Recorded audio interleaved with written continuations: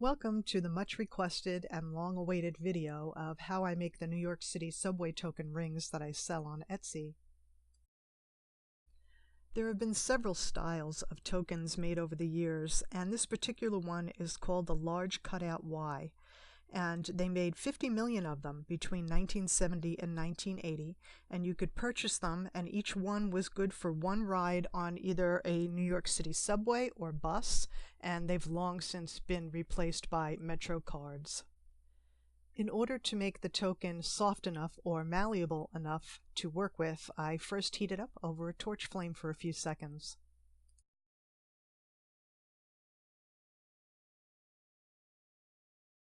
You can see here how quickly it goes from glowing red hot to normal color, but it is still extremely hot and dangerous to the touch.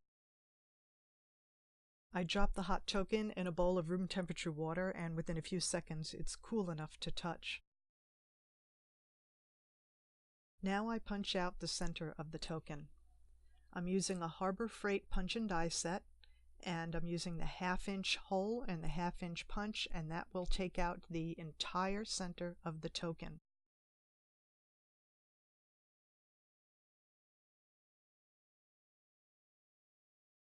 Using the punch, I put a little bit of Vaseline on the bottom of the token, and that actually helps to hold it in place and keep it from sliding around once I have it centered in the die. I use a small metal file to move the token around until I see that I've got it centered.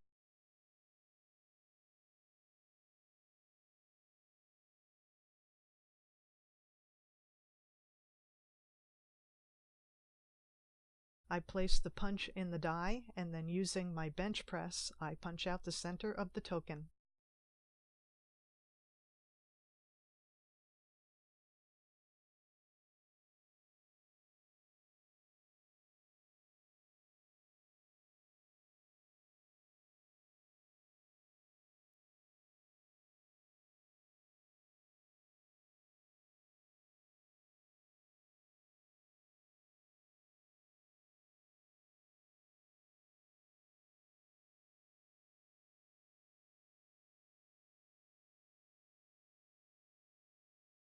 I use a smaller size punch to push the punch all the way through.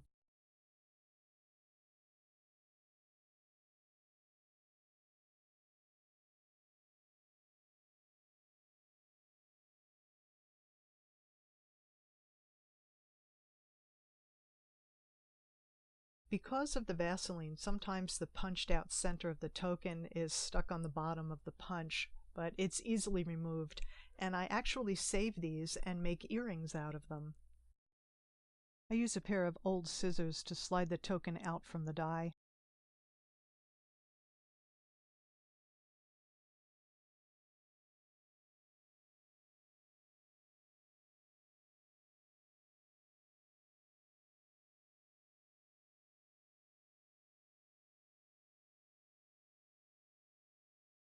Now it's time to start forming the token into a ring. The first step in that is to use a metal doming block to dome the flat token. To protect the token from the damage that metal on metal would create, I use 2 thin pieces of suede leather to protect the token, one on the top and one on the bottom. It's very important that the part of the token that is going to be the outside of the ring be faced down in the doming block.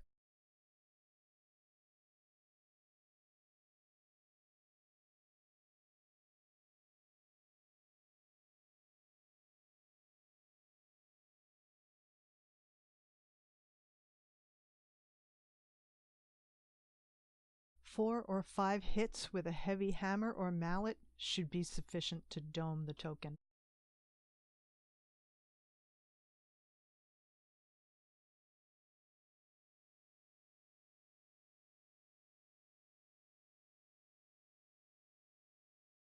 After the hammering, the token has now become hard or work hardened, and in order to soften it up for stretching, I have to heat it on the torch again.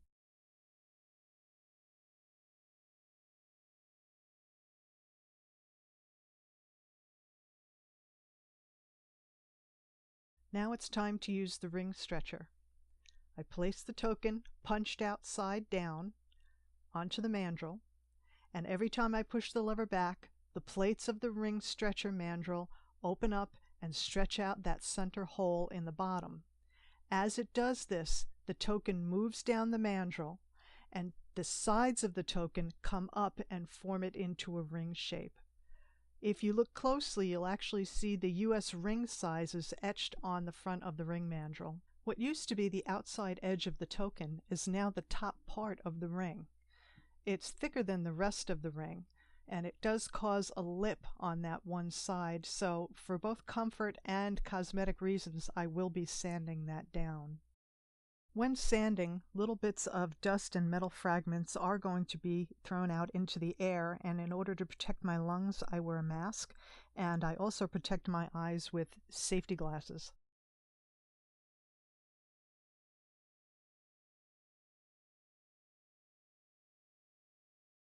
Using a flex shaft and a 240 grit Dremel sanding band, I start sanding the bottom edge of the ring where it's still sharp from where the center was punched out of the token. I angle it in a way where I won't be damaging any of the design, and I'm just getting the inside edge, the bottom edge, and then eventually the outside edge.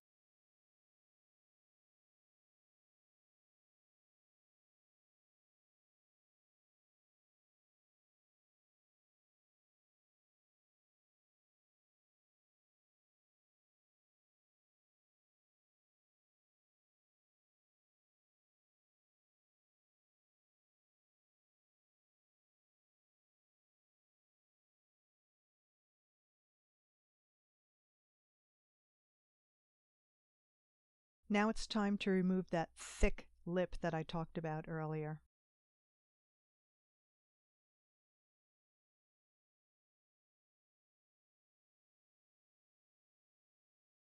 This is done for both comfort and symmetry purposes.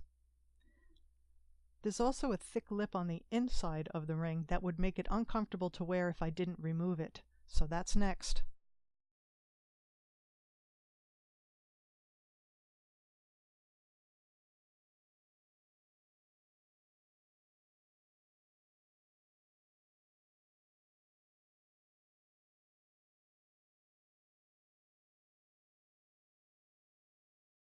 Because these tokens were used for many years, the outside edges of them have some superficial scratches and dings, and I like to sand them out also.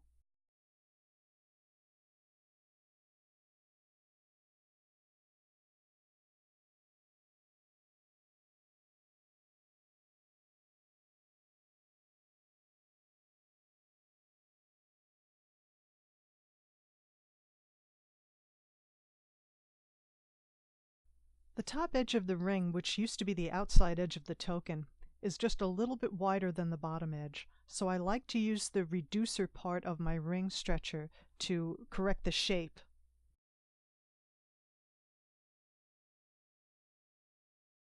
Now it's time to do some hand sanding. I use a superfine 3M sanding sponge that I cut in half. This is used to get rid of the fire scale, the dark part that was created by heating it up under the torch, and any little superficial scratches that may be in the raised part of the design and the letters.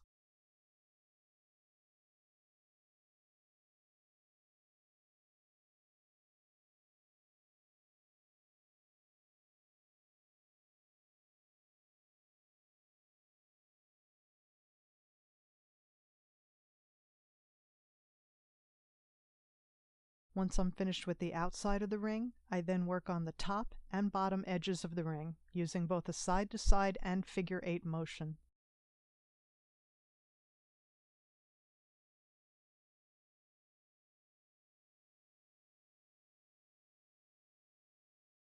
To do the inside of the ring, I take the sanding sponge and fold it at one corner and place it inside the ring.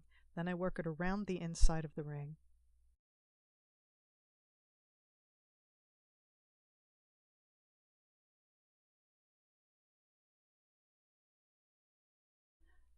As I was doing this, I could feel that there was still a little bit of a lip on the inside of the ring, so I decided to sand that down some more.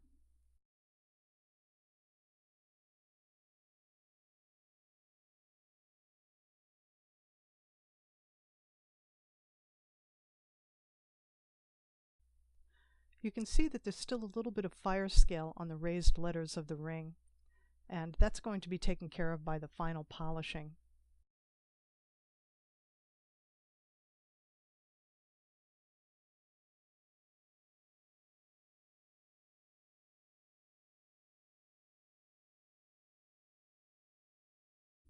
The polish I use is Mother's Mag in aluminum.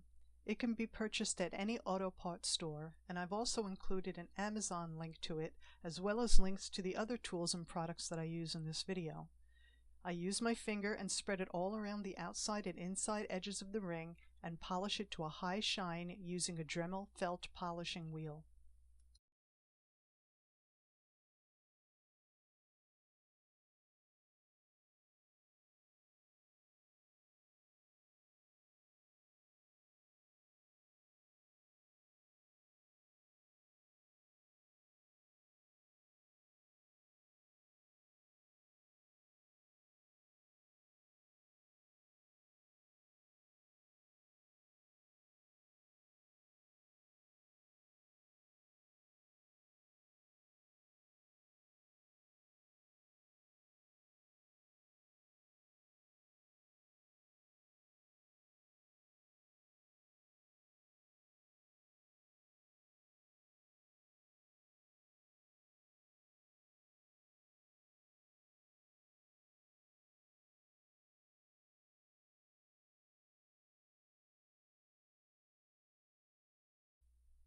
As you can see, the final polishing results are spectacular. However, we're not finished yet. There is one crucial final step. Because the ring is made from a brass token, it will eventually tarnish, and some fair-skinned people may have a chemical reaction where the skin underneath the ring turns an ashy greenish gray. This can be not prevented, but it can be slowed down by adding a protective clear coat. I use Protect-A-Clear on every single token ring that I make. It is a professional grade clear coat, and it will help prevent tarnishing for at least a little while, and it can be removed with acetone or acetone-based nail polish remover. I make a short hook out of some wire or paper clip, and I dip it into the clear coat. I dab off the excess several times in the first 5 minutes that it's drying. Then I use a fan and a heat gun to help set it and dry it.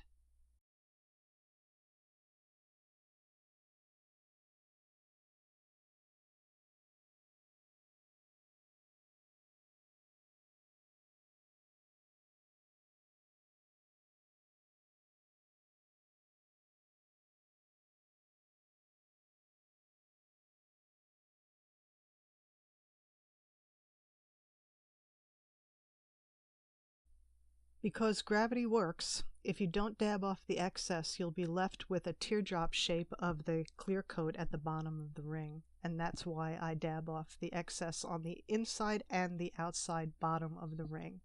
I also shake it several times.